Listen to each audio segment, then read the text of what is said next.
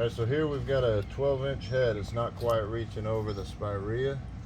As you can see, we're adding two 6-inch risers onto it. Gonna add a foot to the height of the sprinkler head so it can get over the spirea, spray the rest of the plants, get the trees, and get everything covered without flooding out this front plant right here.